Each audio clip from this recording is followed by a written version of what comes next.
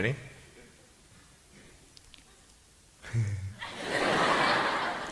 Hey, is that cool? Awesome. I want to talk about like when I started, going to school and stuff, a lot of people put me down, you know what I mean? Like people tease each other. I mean, people come up and say, hey, you're fat, you're fat, you're fat, you're fat, you're fat, you're fat, you're fat, you like, lose some weight, and you go home and you look at yourself in the mirror and go, I'm fat, right? And so many people tease each other. Oh, you're too short, you're too tall, you look whatever. Different hair and all that. It doesn't matter. See, the thing is, when you're in school, when you're growing up in life, it actually sort of matters to people how you look. And then it matters to you because it matters to others. Why? Why does it matter how you look? Because if they don't like you, then who will? If they don't accept you, then who will? And the fear that we have is that we're going to be alone.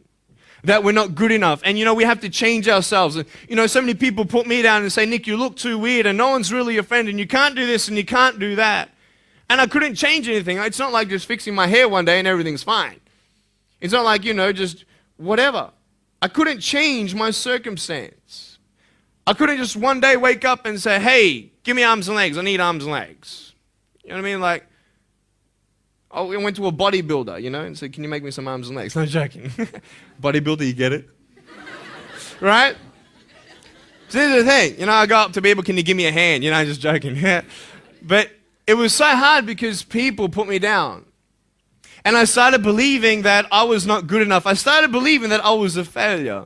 That I'd never ever be somebody who people would like or people would accept.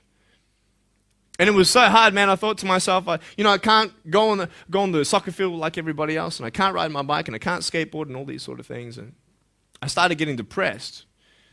I thought, what kind of purpose do I have to live? I mean, are you just here to live to die? I mean, is there not a purpose for me? Is there not a purpose in life?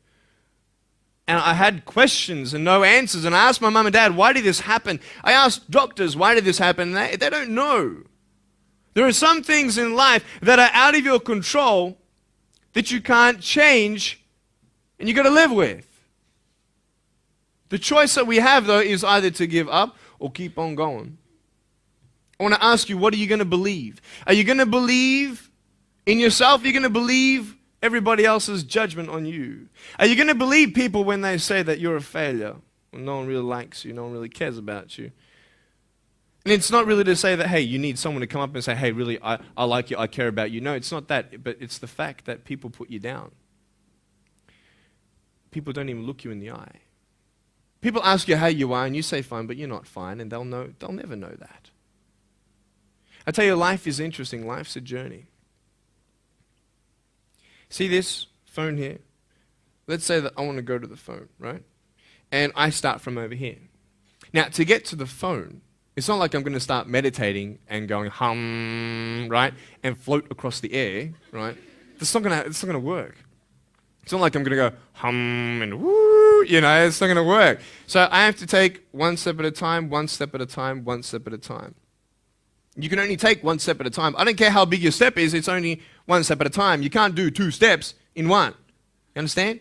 So it's like one step at a time. And you take steps in this direction, you take steps in that direction. Sort of get lost along the way, and sometimes you fall down. Now, to illustrate my point, I'm going to jump off the table, do a back twist, and land on the floor. Okay? Is that cool? Are you ready? Oh, there's a clock there? Okay, can you move the clock for a second, please? Beautiful, beautiful. All right. You ready? So, are you guys ready?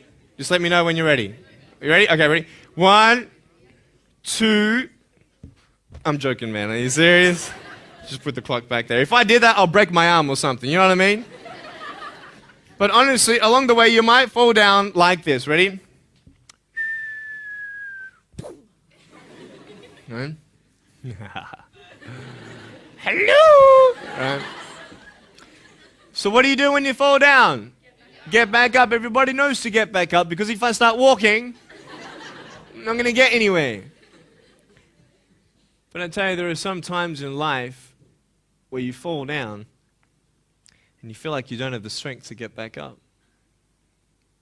So sort of put a mask on your face when you come to school and pretend that everything's okay when it's not, and you go home and lay in your bed when no one's looking at you, when you don't have to impress anybody, and you're yourself. And fear comes in.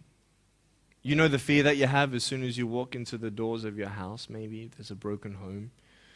Maybe you have doubt in your life. Maybe you don't know for sure what's going to be happening in the future, and it scares you.